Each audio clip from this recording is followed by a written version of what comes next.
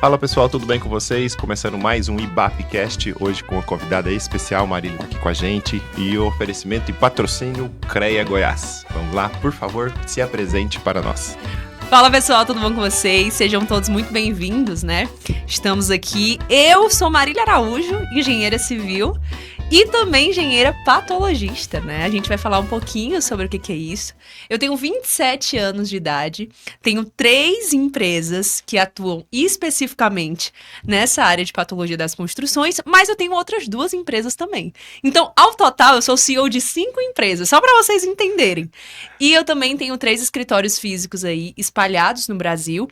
Tem uma aqui em Goiânia, tem outro em São Paulo e outro em Fortaleza também. Hoje a gente tem um time mais ou menos de 30 pessoas em que fazem pra gente laudos técnicos, pessoas técnicas para ali realizar isso. E essa é basicamente eu. A gente vai falar um pouquinho de como eu cheguei nesse nível que nós estamos hoje, mas já fiz mais de 900 laudos técnicos aí, com essa idade que eu tenho de 27 anos, né? Então, essa sou eu. Era isso que eu ia falar agora, 27 anos e com essa quantidade batendo 1000 aí, eu tô com 36, tô chegando no meu 900 agora, eu falei, rapaz do céu, eu tenho que caminhar ainda. Vamos lá. Primeiramente, me conta assim, você tem três empresas nesse segmento. Sim. E as outras 2. O que são todas essas empresas, esse conglomerado que você rege hoje? Todas as empresas, elas são focadas em patologia das construções. 3 das empresas são escritórios físicos que atuam especificamente, então são empresas de engenharia que atuam especificamente com isso, e as outras 2 são do ramo educacional. Uma é do meu curso de extensão que eu tenho, que se chama Dominando a Patologia, então nesse curso eu ensino a outros engenheiros também a como atuar nessa área, mesmo estando no zero, mesmo não conseguindo dinheiro ali para iniciar, né, e nem tendo família rica, porque a maioria das pessoas é assim, elas começam e querem criar uma carreira ali. E também a outra empresa é da pós-graduação. Então, a gente também tem uma pós-graduação, que é o Instituto Nova Engenharia, e que é uma pós-graduação completamente disruptiva, e que hoje a gente está fazendo, assim, o maior sucesso. As 3 aberturas de turma foram maior sucesso total, a gente teve que fechar antes do tempo. Então, hoje, o nosso foco é só patologia das construções, seja para passar para outros engenheiros, né, toda essa gama de serviços e como que funciona isso, seja para realizar esses serviços também. Uma vez que eu tenho uma comunidade atuante, se eu precisar fazer qualquer serviço no Brasil, porque hoje a gente atua no Brasil e em Portugal também, esqueci de mencionar isso, a gente também está em Portugal, então, quando eu preciso de pessoas, né, desse material humano, de pessoas ali, onde é que eu procuro? Na minha comunidade. Uma vez que eu sei que essas pessoas estão capacitadas. Então, a partir do momento que eu entendo que tendo essa comunidade, a gente eleva o nível do mercado e eu também consigo mão de obra e a gente consegue fazer esse network, faz total sentido para minha gama de empresas, né, para o meu grupo, ter esse braço educacional também. É praticamente um recrutamento, um treinamento. Perfeito. E recrutamento. Perfeito. Hoje, todas as pessoas que atuam dentro da minha empresa são alunas. Já vem com selo de qualidade. Já vem com selo de qualidade, porque se não for assim, eu nem quero. Entendeu? É assim que funciona. Faz total sentido em aquilo que a gente estava conversando em off aqui, sobre expansão. Sim. Uma das maiores dores que eu tenho hoje em dia é justamente fazer o recrutamento e treinamento. Porque a primeira coisa quando você vai delegar é que você fala assim, tá, mas não vai sair com a minha qualidade, porque Perfeito. Eu não sei quem é essa pessoa, eu não treinei essa pessoa. A partir do momento que você treina, você sabe tudo que ela aprendeu. Então, já tá aqui nesse patamar. Gabriel, é exatamente isso. Exatamente isso. Essa é a visão de mercado de uma pessoa que consegue entender e enxergar um mercado promissor nessa área. Essa área de patologia das construções, eu costumo dizer que é uma das mais lucrativas que existe e com maior demanda, porque as pessoas nem saem da faculdade sabendo disso. Elas simplesmente não têm cadeira. Eu não tive a cadeira sobre isso. Quando eu comecei porque eu fui engolida. Depois eu vou contar pra vocês como que foi esse começo, né? Mas eu fui engolida pelo mercado e eu tive que aprender ali no meio do caminho. Mas se dissesse, Marília, tu chegou pronta pra entrar nesse mercado? Não cheguei, meu filho, eu não sabia nem pra onde ir, sabia nem o que era isso, né?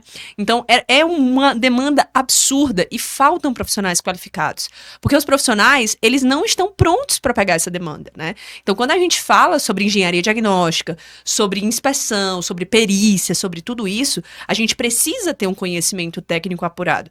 Eu falo muito que a gente não precisa de dinheiro, a gente não precisa de equipamento, a gente não precisa de nada disso. A única coisa que a gente vai precisar é o conhecimento.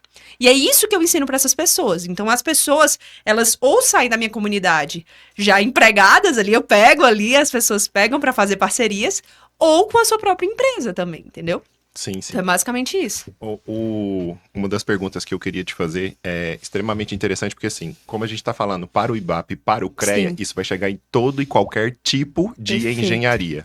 Então, me explica o que seria a patologia voltada para uma pessoa completamente leiga. Por exemplo, para mim, agrônomo, me explica o que seria uma patologia para mim. Isso? Porque eu tô voando aqui. Eu não tô entendendo nada. Exatamente. Pronto, vamos lá. O que é patologia das construções? Patologia das construções é uma ciência médica, então a gente roubou esse termo da medicina, é uma ciência médica que estuda todos os mecanismos, os sintomas, tudo que está acontecendo nas edificações. Então, basicamente, é eu entender as doenças das edificações e como que eu faço para que aquilo não aconteça. Então, patologia é exatamente a ciência. Então, não existe patologias, que normalmente as pessoas falam. Por quê? Já é a ciência. Então, não tem plural, já é a ciência ali que está acontecendo. E quando a gente fala de uma anomalia, é aquela fissura que a gente vê, é aquela mancha de umidade que a gente vê, é tudo isso. Então, a patologia das construções, ela vai estudar desde o antes, a gente estuda desde o antes, fazendo uma vistoria cautelar, quando a pessoa vai iniciar uma obra. O que é essa vistoria cautelar, Marília? Nada mais é do que eu vou vistoriar todas as casas ao redor, para que, quando o meu cliente for fazer lá a construção, ele tenha a garantia que, de fato, as casas estavam daquela maneira. Para que depois um vizinho ali, meio espertinho, chegue e fale assim, não, meu filho, começou a fissurar depois, agora, porque você tá construindo. Então, a gente resguarda de litígios. Isso, inclusive, está na norma também. Então, só para você entender, não é só o pós-obra. É antes, durante e depois. E quando a gente fala de uma vida útil de um edifício, né? Qual que é a maior parte do tempo que a gente tem de uma edificação? É antes da obra, durante a obra ou depois da obra? Depois. Então, a gente atua principalmente nesse depois. Porque olha só como é um mercado absurdo. Quando você está numa cidade, você vê mais terrenos ou você vê mais edificações? Edificações. Então, é um mercado que as pessoas ainda não estão olhando, porque normalmente os engenheiros civis e arquitetos, porque sim, arquitetos também podem atuar, eles só focam em projeto e obra. Então, quando a gente fala dessa área, pouquíssimas pessoas sabem o que de fato está acontecendo, entendeu? Sim, sim. Uma outra ideia que a gente tem aqui é sobre exatamente esses acidentes que acontecem com... Vou citar um caso aqui em Goiânia que foi muito emblemático. Eu estava lendo um parecer que é, na verdade, do perito que foi nomeado judicialmente sobre o caso. Aquele que teve uma obra, saiu no Brasil inteiro, teve uma obra e aí o que aconteceu? Começou a tremer os vizinhos. E aí afundou a calçada da frente, aconteceu um monte de coisa assim, a rua, e teve que esvaziar os prédios vizinhos e tudo mais. E eu estava lendo o que o perito falou sobre a parte de desvalorização. Só que aí tem vários problemas sobre parte de fissuras, rachaduras, e a parte também de contenção, porque parece que estava querendo... abrir, né, a contenção. Estava querendo fazer um negócio nesse sentido. Então, assim, esses casos, assim, você deve ter alguns casos emblemáticos, Sim, algumas coisas que pode até não ser daqui, mas que você puder comentar com a gente, assim, de falar assim, olha, realmente isso daqui é o que normalmente acontece. Nossa, eu tenho vários casos, inclusive casos que ainda estão na justiça. A gente atua principalmente com clientes privados. A gente não... Nossa empresa, nosso modelo de negócio, a gente optou por não... Deixa eu te perguntar exatamente sobre isso. Tá. Quem é o seu cliente também? Perfeito, vamos falar também sobre isso. O nosso modelo de negócio, a gente não optou por fazer perícias judiciais. Então, o nosso cliente hoje não é o judiciário. O nosso cliente hoje são clientes privados mesmo. Então, normalmente, do nosso modelo de negócio, nós temos clientes condomínios, nós temos clientes principalmente empresas grandes. A gente faz muito de fábricas, muito de indústrias, porque já chegamos nesse patamar. Mas quem está iniciando agora não precisa necessariamente ter clientes tão grandes como nós temos. É porque a gente está 9 anos no mercado já, né? Então, por favor, a gente já tem um modelo de negócio bem estruturado.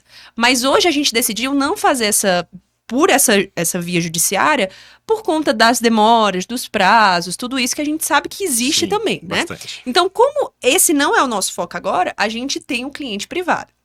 Bom, focando nisso, sabendo disso, a gente tem vários clientes que nós fazemos inspeções estruturais e também perícias extrajudiciais que o próprio cliente nos contrata para isso. Teve um caso, inclusive, que a minha empresa fez, que inclusive passou em rede nacional. Aí, não sei se você viu, mas foi rede nacional exatamente um caso parecidíssimo com esse. Que a construtora estava realizando ali a edificação e acabou que não tomou alguns cuidados que precisavam ser tomados e teve problema ali na vizinhança também. Então, esse é um problema grave que pode ser evitado se tiver um estudo anterior para entender como que é aquelas fundações. E se aquelas fundações, elas vão afetar ou não a vizinhança. Isso dá para a gente prever também. Qual que é o problema? Normalmente as construtoras fazem os projetos básicos, projeto de fundação, projeto estrutural, projeto hidrossanitário, e não fazem esses estudos. E aí, quando tem esses problemas, é aí que começa a dor de cabeça. Porque o custo disso é muito maior. E é por isso que nós, engenheiros patologistas, engenheiros diagnósticos, estamos ali para assegurar que tudo ocorra bem, que não tenhamos problemas como esse. Mas eu já tive vários casos nesse sentido. E outros também, né? Porque quando a gente fala, isso a gente está achando o culpado. Então é uma perícia, né? A gente está vendo o nexo causal daquilo dali. Mas existem vários outros que o culpado é a pessoa que construiu, que o culpado é a pessoa que fez a manutenção.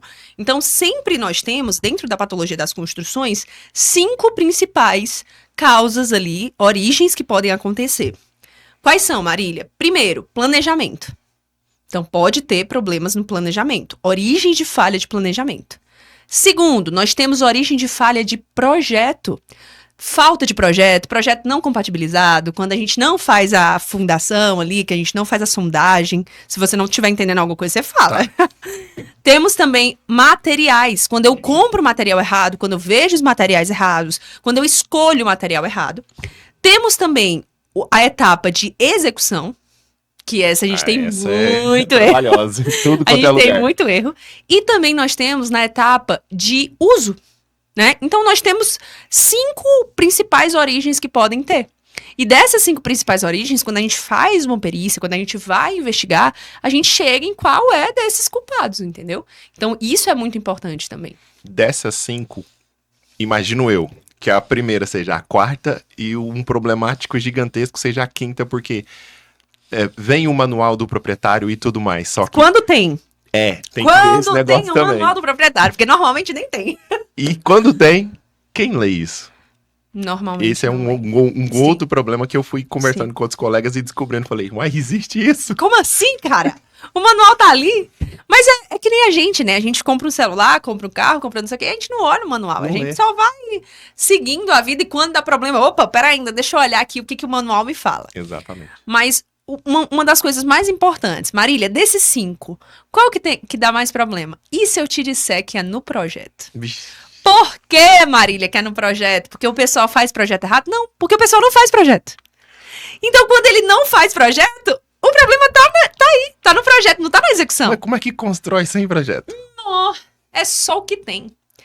Faz sem projeto, faz sem sondagem, não sei se você entende muito, mas a sondagem a gente faz para entender as características do solo, para aí sim a gente conseguir projetar uma estrutura que suporte dentro daquele solo ali. Então a estrutura, a fundação, por exemplo, que a gente faz, ela não tá ali para suportar aquela carga, quem vai suportar é o solo. Então a partir do momento que eu não sei qual é o solo, como é que eu vou construir? E as pessoas fazem muito isso. Então vai como na experiência. Esse solo aqui, daquela trabalho ali, daquela Como obra, é que faz? Como é que o seu Zezinho faz? Rapaz, eu sempre fiz uma sapata assim, nunca deu problema. Meu filho, é diferente o solo. Você não tem como dizer se vai dar problema ou se não vai. Você precisa entender e estudar qual é esse tipo de solo. Caso contrário, vai dar problema. Acabou. Ponto. E isso é um problema muito grave também que acontece. Ave Maria.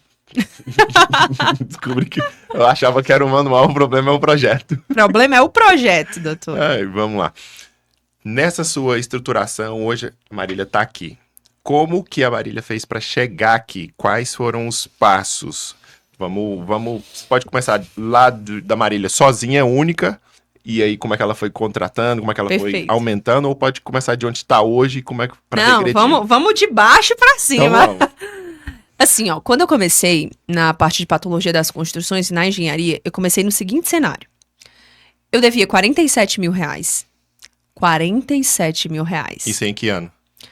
Cara, não vou lembrar o ano. Eu só lembro que eu tinha, assim, em média de uns 17 anos, vai. Nossa. E essa dívida não era uma dívida minha. Que delícia. Era uma dívida que eu tinha assinado como avalista. Eu acho que eu tinha 17, 18. Não vou lembrar ao certo. Depois eu vou puxar aqui. Tá. E aí, eu estagiava em uma empresa nacional. Acho que posso até falar, na Direcional. Estagiava lá e eu era muito boa como estagiária. Eu era a única pessoa que ficava na estrutura. Cuidava desse pós também. Então, via todos os problemas e nem sabia que eu já estava atuando na área de patologia das construções. Não fazia ideia disso. Tinha essa dívida de 45 mil reais. E aconteceu algo na minha família que a gente saiu de um patamar muito bom que a gente tinha para um patamar, assim, ó, de cortar energia de casa mesmo.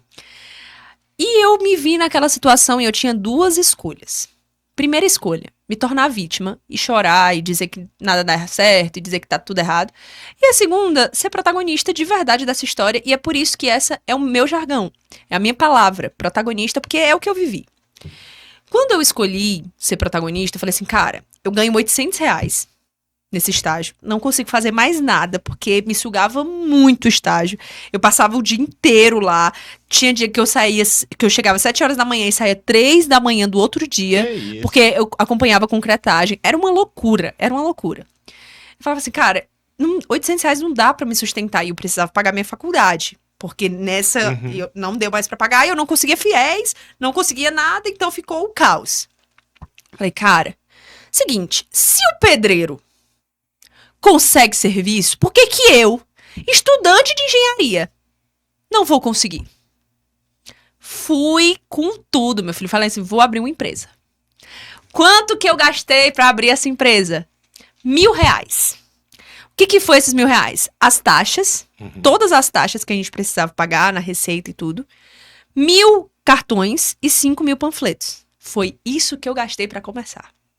Marília, o que tinha lá? Como eu era estudante de engenharia, eu precisava ter um parceiro ali para abrir a empresa junto comigo, um engenheiro, porque ele ia se responsabilizar e eu ia ficar como empresária ali, não ia atuar na área, óbvio, né? Cheguei para esse cara, falei assim, cara, é o seguinte, o que tu faz? Ele era aqueles engenheiros que fazia de tudo. Falou assim, ó, bota aí, construção, projeto, obra, não sei o que, PPCI. Ele começou a falar, meu filho, o que ele fazia e eu, ó, anotando tudo pra botar no panfleto. Já começava assim. Anotando.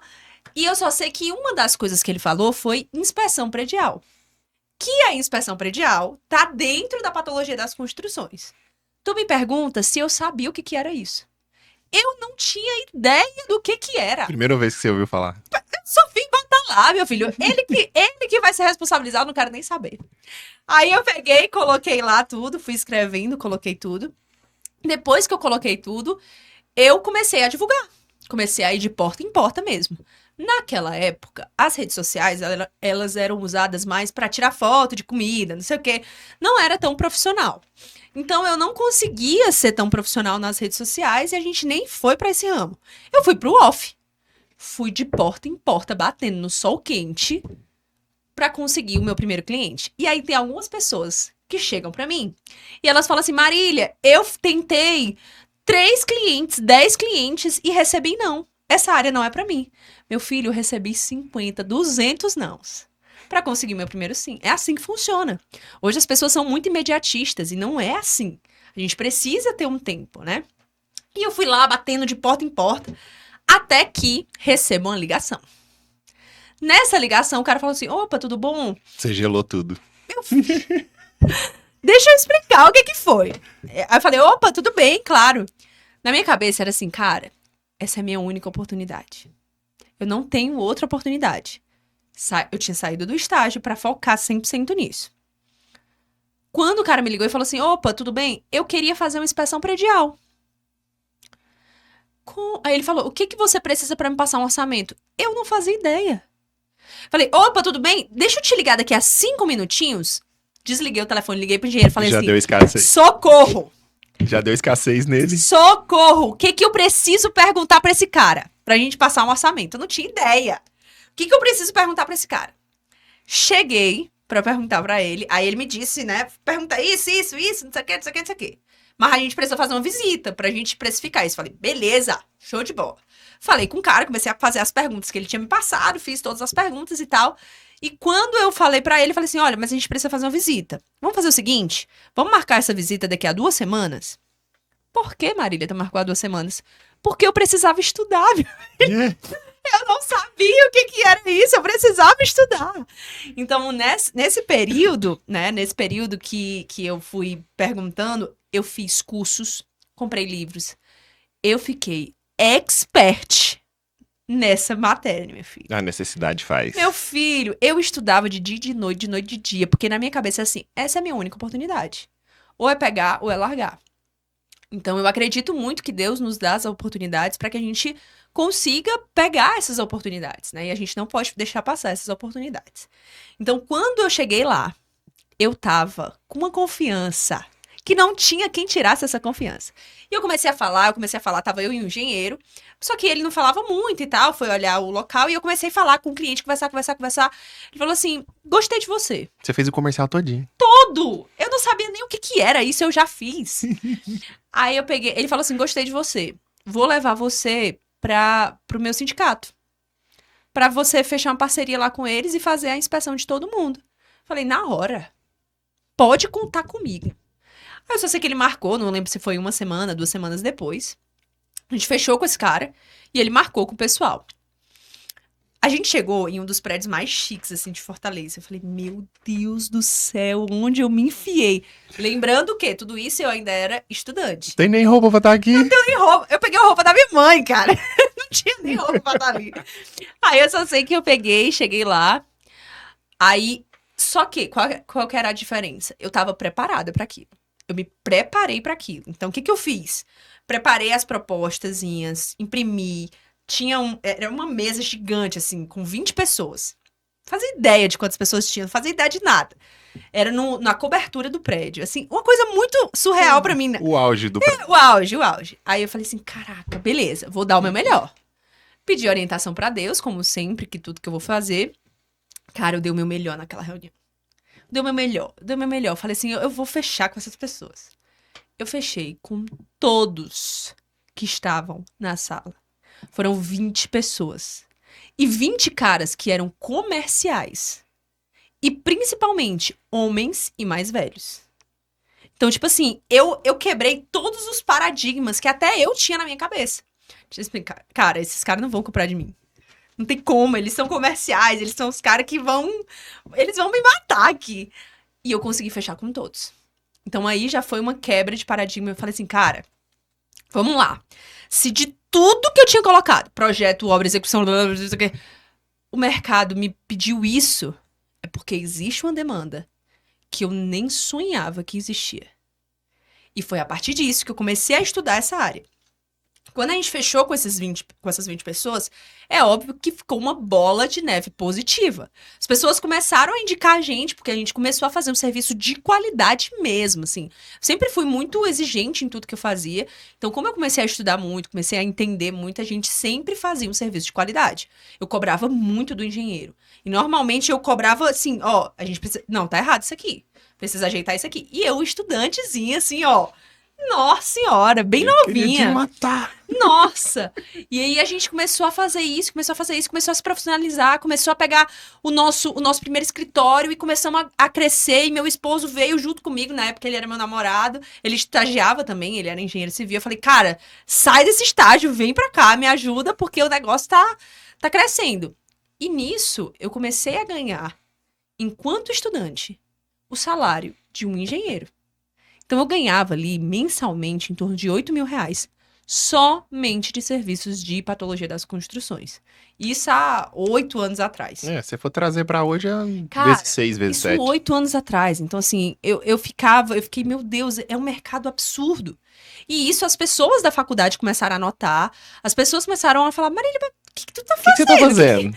Que é? Tá vendendo droga? Eu ia falar isso agora, essa piada. Eu falei, eu não vou fazer. Você tá vendendo droga? O que tá acontecendo? E, na verdade, eu tinha enxergado o mercado que as pessoas não tinham enxergado, porque nem na nossa faculdade existia essa cadeira. Igual você falou, ninguém viu. Ninguém viu, ninguém sabia que existia. Foi a partir de uma insatisfação minha, e foi uma época bem difícil, em que a gente, de fato, foi cortada a luz, eu não tinha dinheiro ali nem pra comer mesmo, foi uma época bem complicada. E aí eu me senti incomodada com aquilo, eu falei, cara, quem manda na minha vida sou eu. Quem governa a minha vida sou eu. Quem é protagonista desse negócio aqui sou eu. Então acabou esse negócio de ficar choramingando. Eu vou pro meio do mundo e eu vou conseguir. Por que o pessoal consegue e eu não consigo? Eu sempre tive isso muito forte na minha cabeça. Se uma pessoa conseguiu, eu vou conseguir. Eu não sou diferente dessa pessoa. Eu tenho a mesma capacidade que essa pessoa. Talvez eu não saiba tanto quanto ela, mas eu vou estudar pra isso. E foi a partir disso que eu comecei a expandir absurdamente. Absurdamente. Aí eu comecei em Fortaleza, aí a gente começou a pegar Nordeste, aí a gente começou a pegar mais ali Norte e Nordeste. Aí eu comecei a usar as redes sociais pra divulgar, pra mostrar pras pessoas, porque eu comecei a ver que as pessoas estavam frustradas na sua profissão. Eu falei, gente, pera ainda! Vem comigo! Vocês estão vendo errado esse mercado, pera ainda, a engenharia não tá saturada.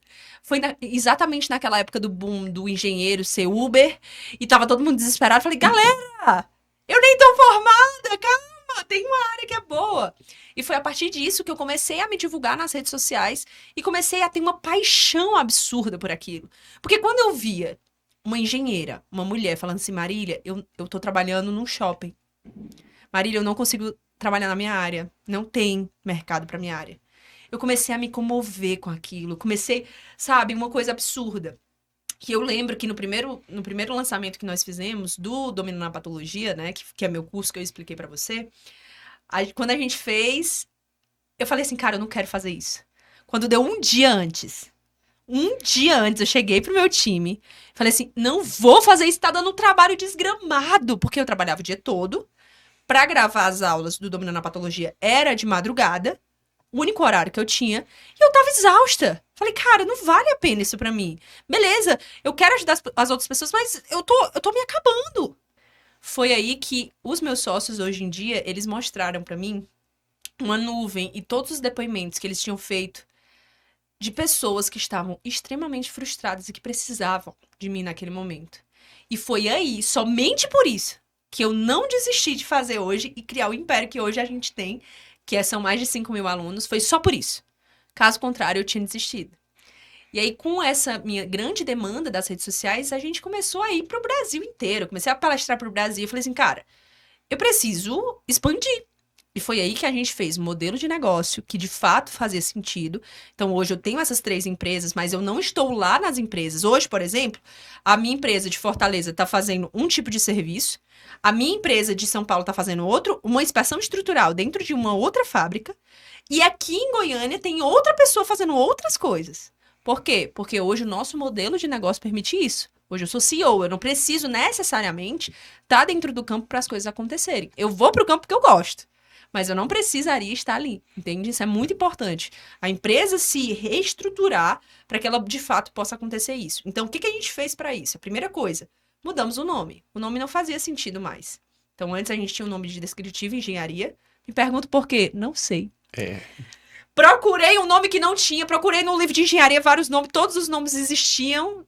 Aí eu falei assim, vai ser esse daqui. Eu vi que não tinha no INPE, né? Vou cadastrar esse aqui.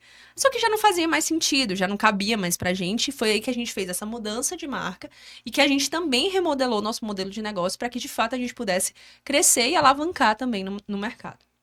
Eu não sei quantas vezes eu arrepiei com essa história, mas eu vejo, assim, 2 momentos. Superação, porque é um momento que você Total. olha pra si e fala, eu tenho... É aquela história do sapo na água quente. Eu tenho que sair daqui, senão eu vou me dar mal aqui dentro. Total. E outra coisa que eu ouvi você falando, essa parte que eu arrepiei, agora eu esqueci o que eu ia falar, gente do céu. Mas eu vou pegar esse teu gancho pra tu lembrar.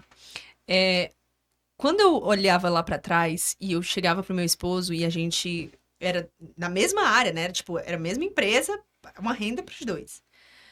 Eu chegava pra ele e falava assim, cara, eu acho que eu nunca vou conseguir pagar essa dívida. Porque tu imagina, uma pessoa que ganhava R$ 800, tem uma dívida de R$ 46.000, que nem era sua. Eu falei assim, cara, acho que eu nunca vou conseguir pagar essa dívida. E eu me desesperava, sabe? Eu me desesperava mesmo, de chorar, de soluçar, de falar assim, eu não sei o que fazer. E hoje, ganhar muito mais que isso, é assim, ó, é uma satisfação absurda. E saber que esse mercado só tá começando. Sim. Agora que a gente tá começando, sabe? Então, assim, ó, é uma satisfação absurda pra mim. E isso pra mim é uma superação. E eu falo muito que se não fosse Deus na minha vida, óbvio, porque ele é o precursor de tudo, mas principalmente a patologia das construções, talvez eu não estivesse aqui onde eu estou hoje, sabe? Porque eu consegui escolher um nicho que verdadeiramente conseguia me proporcionar isso. Então, isso é muito importante pra mim. Sim, sim. Eu lembrei e tenho mais uma Tá. coisa. Eu vou deixar o dedo aqui para eu não esquecer a parte de nicho. Sobre o seu primeiro lançamento, toda vez que vai dar certo, você pode reparar isso depois. Nas 24 horas, 48 horas antes, o empilhamento de energia é tão grande ao ponto de você falar assim, não quero. Mas depois, se você reparar, você vai ver que todo lançamento, quanto mais nervosa, mais desse jeito que você ficou, mais você conseguiu resultados. Verdade. E, cara, isso é muito verdade. E assim, ó, eu vou deixar tu falar pra tu não esquecer do teu dedo aí. Isso daqui sobre o nicho é uma coisa que eu também falo muito, muito, muito, muito. Gente, escolhe alguma coisa, se dedica profundamente naquilo, estude, vire uma pessoa, como a gente costuma falar, pico da galáxia, nisso tipo daqui, vira referência e vai ajudar as outras Tipo, pessoas. você também, né? A gente tava conversando sobre isso, exatamente. Você é um dos caras que é Estamos muito conhecido tentando. na sua área também, né? Que é essa área de Avaliação de imóveis avaliação rurais. de imóveis rurais. Então, é exatamente isso. Isso não quer dizer que a minha empresa, por exemplo, não façam outros tipos de serviço. Óbvio, mas nós somos conhecidos e nós somos referências em uma área específica, que é a patologia das construções, principalmente hoje, nessas empresas gigantescas que contratam a gente, né? Exatamente pelo nosso know-how que nós temos hoje. Então, isso é extremamente importante. Você escolher o nicho que realmente dá certo. As pessoas chegam para mim, e você que está assistindo também, fala assim, Marília, vale a pena eu iniciar pelo ramo de reforma? Eu não vou dizer que vale ou que não vale, mas eu vou dizer das experiências que eu já tive.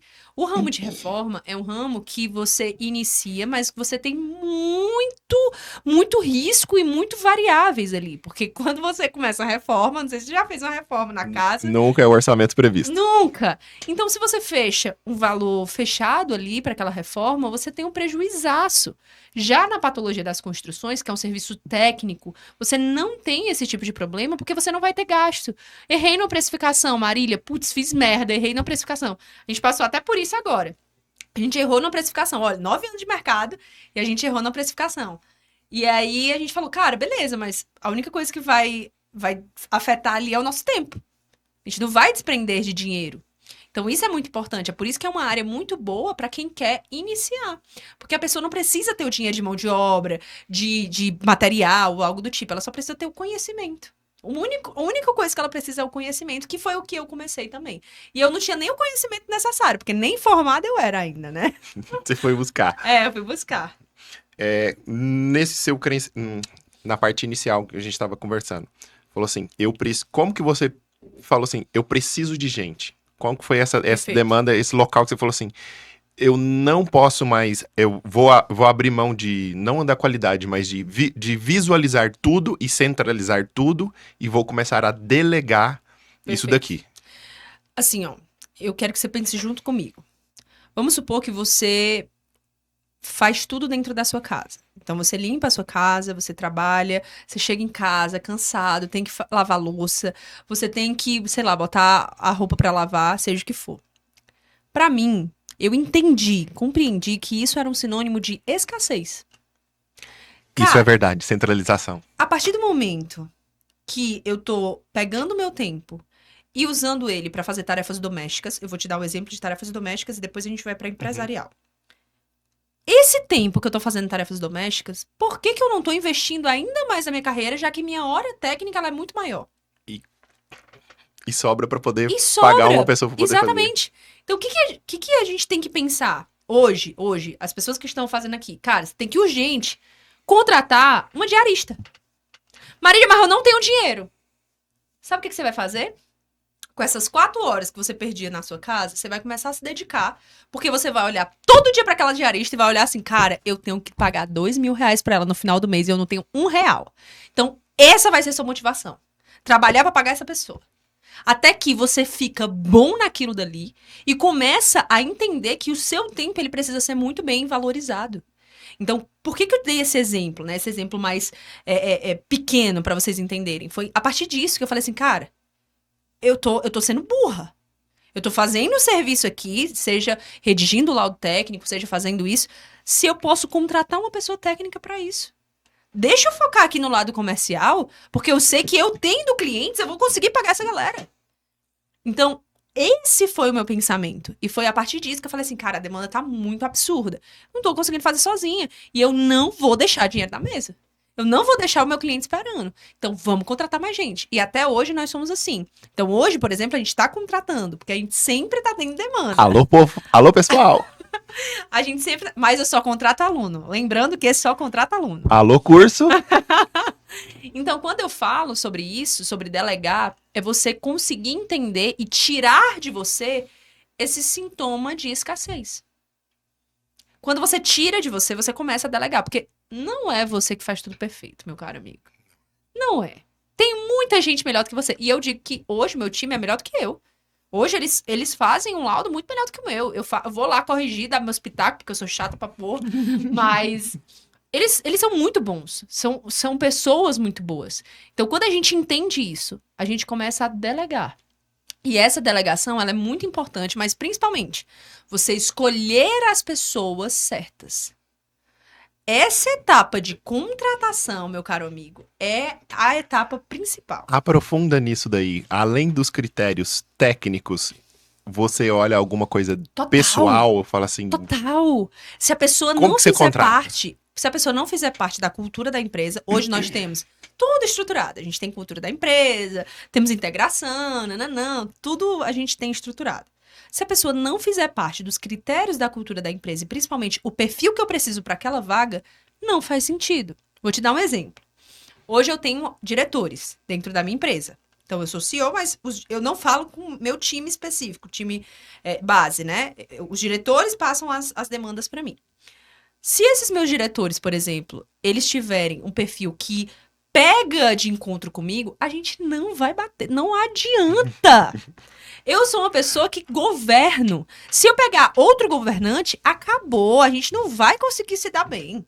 Então, tem que ter o perfil correto para você pegar em cada vaga. Por exemplo, se eu pegar, por exemplo, um perfil para ser uma pessoa analista, um perfil de pessoa empreendedora, não vai dar certo.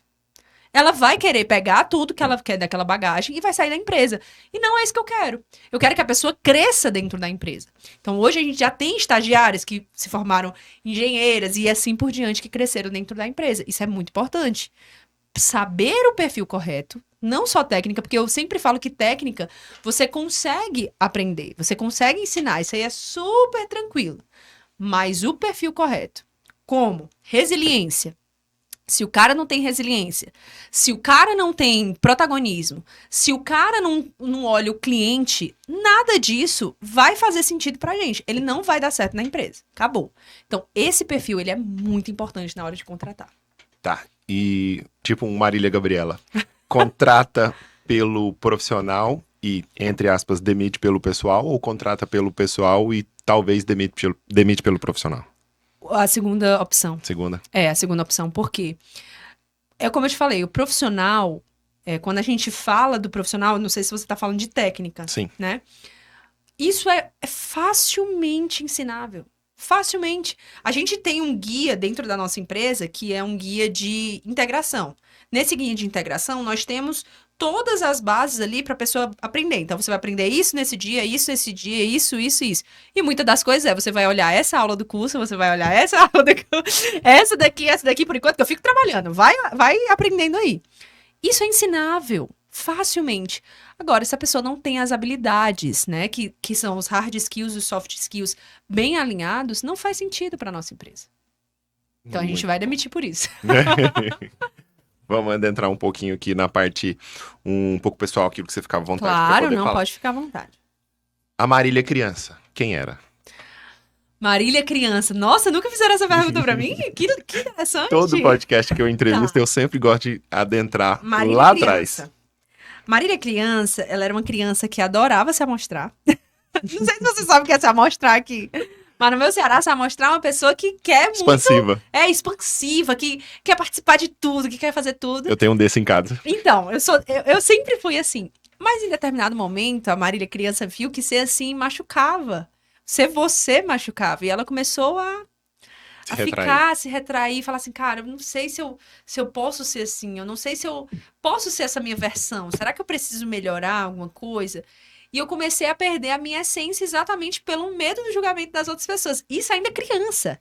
Porque eu fazia parte do coral da igreja, eu fazia parte dos coroinhas, eu ia pra show, tipo, ser artista lá do show, eu adorava, adorava. E foi nesse momento que eu falei assim, cara, mas eu tô sendo julgada por quem eu sou. E foi aí que eu comecei a me retrair, foi aí que eu comecei a perder essa minha essência. E é muito importante para os pais, também os papais que estão aqui, não deixarem a criança perder essa sua essência, sabe? Porque para eu me encontrar de novo foi difícil. Eu me encontrar de novo, falar assim, cara, que se dane o que as pessoas estão falando. Essa sou eu e acabou, essa é a minha vida. E que se dane, vão lá, vão julgar, problema é de vocês. Porque são essas pessoas que têm medo do palco, são essas pessoas que têm medo de se expor, são essas pessoas que têm medo de estar nas redes sociais, que têm medo de estar num palco desse daqui, de estar num podcast, porque vão falar assim, cara, mas eu não me sinto pronto. Se as pessoas falarem, se elas falarem, elas vão falar de qualquer jeito. Independente. Você fazendo ou não fazendo. Eu prefiro que elas falem com dinheiro no meu bolso. Eu fico muito mais feliz. Então, quando eu entendi e peguei essa minha essência, ainda ali na adolescência e tudo, foi quando a Marília voltou a ser quem era a Marília. Mas eu sempre fui muito expansiva, sempre. Marília adolescente. Marília adolescente. Nossa, eu não faço ideia. Deixa eu pensar aqui, Marília adolescente. Marília Joelho ralado, bicicleta, caía. Nossa, não, eu fui atleta durante muito tempo. O que você fez? Natação. Eu era atleta Chegou mesmo. A competir alguma coisa? Muito. Federou? Eu competia brasileiro. Nu. Eu já fui campeã Norte-Nordeste, eu competia brasileiro, já fui pra fora pra competir. Então, hoje eu tenho colegas que antes competiam comigo que estão nas Olimpíadas, entendeu? Nossa. Então, eu competia mesmo. Você chegou num nível bem lá. Bem lá. E eu sempre fui muito competitiva.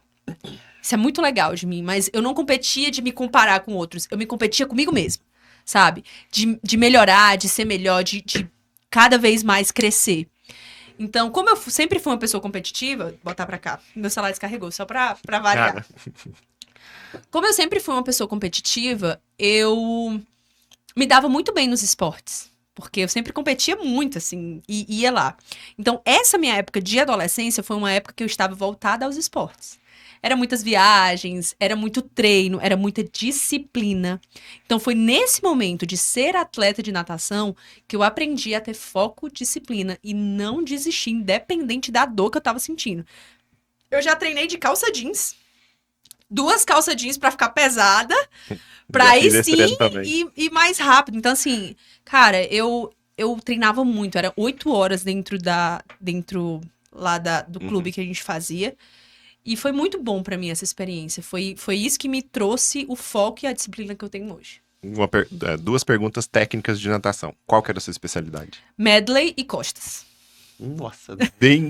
o meu melhor resultado quando eu também competia era costa. Ah, é costas? Era que costa. legal! Cheguei 6º no estadual aqui, que a gente teve. 6º estadual. Eu tenho mais de 200 medalhas. Não, eu não tenho isso eu acho que minha mãe já jogou foi fora, nessas mudanças da vida. Era muita medalha, cara. Acaba muita indo. Medalha. 2 perguntas técnicas de curiosidade. Nadava com macacão ou alguma coisa assim? Macaquinho. A gente comprou um macaquinho caro pra porra. Caro pra porra. Foi, eu acho que uns R$2.000 na época. E comprei, a gente nadava de macaquinho. E aí foi nesse momento que eu tive que sair da natação, tive que focar na minha carreira, exatamente por conta desse balanceamento que tivemos na nossa família financeiro. Marília, futura mãe. Nossa, outra pergunta, assim, não faço ideia. Como é que você tá? eu tô nervosa, tô com medo. É o primeiro? Eu tô achando... É o primeiro. Eu tô achando que eu vou ser péssima, aquela, né? Sempre. Mas eu passei por vários estágios. Eu tenho um sobrinho que, inclusive, tá vindo aqui também pra morar comigo. Que ele sempre morou comigo e eu sempre cuidei muito dele. E eu sou uma figura muito firme, sabe? Quando eu tô criando. É tanto que ele me respeita muito. Minha sobrinha me respeita muito. Minha sobrinha é doida pra vir pra cá também. Então eu tive estágios com meus sobrinhos e não foi aquela tia que, vai pra lá. Não, eles moraram de fato comigo. Então eu passei durante esse muito tempo. Quando acontecia alguma coisa, quando acontece até hoje, minha mãe fala lá com ele, vai conversar com ele. Você que ele escuta, não sei o quê. Então eu acho que eu vou continuar nessa pegada firme, amorosa e com muito respeito também. Eu não acredito que você tem que desrespeitar a criança, eu acredito que você tem que pegar a criança, pegar as coisas boas que a criança tem e cada vez mais mostrar pra ela que ela é boa naquilo. Eu passei por isso. Então, meus pais fizeram isso muito bem, assim, eles sempre disseram que eu era boa e que eu ia conseguir. Quando eu comecei a natação, meu pai chegou e falou assim, você vai fazer algum esporte? Eu falei, como assim, cara? Vai fazer um esporte, você vai fazer natação e você vai ser atleta. Eu não sabia nem nadar. E eu fui lá e fiz acontecer, porque meu pai acreditava que eu era capaz, entende? Então é mostrar que as pessoas são capazes de fazer qualquer coisa, qualquer coisa. Tudo que meus pais me colocavam pra fazer, eu sempre saía de lá com medalha, vitoriosa ou algo do tipo, porque eu sempre me dedicava muito sobre aquilo. Então eu acho que isso é muito importante também. Espero que eu seja uma boa mãe pra Maria Helena, que tá aqui na barriga, e que ela consiga também acreditar no potencial dela. Tá. Vou fazer uma última pergunta pra gente. É uma pergunta, ao mesmo tempo, retórica, com resposta curta, com resposta longa. Você decide. Talvez subjetiva, mas é porque eu quero te instigar a pensar um negócio e aí depois eu vou complementar. A Marília realmente conhece o que é o amor? Nossa, eu conheço demais. O amor pra mim é Jesus, é Deus, acabou. Ele é o motivo de tudo, o motivo de eu estar aqui, é o centro da minha vida. E se não fosse Jesus, assim, eu não teria conseguido nada, já tinha desistido. Eu consigo enxergar Jesus em cada ponto da minha vida. E eu não faço absolutamente nada sem a permissão dele. Nada, nada, nada, nada. Tudo é Jesus. Então, pra mim, o maior amor é Jesus. Não tem pra onde correr. Uma gotinha disso tá vindo de você. Ai, meu Deus! Muito bom. Pessoal, obrigado. Espero que vocês tenham gostado da nossa entrevista aqui. E agradecer ao CREA e Ibape Goiás. Até mais. Tchau, tchau, pessoal.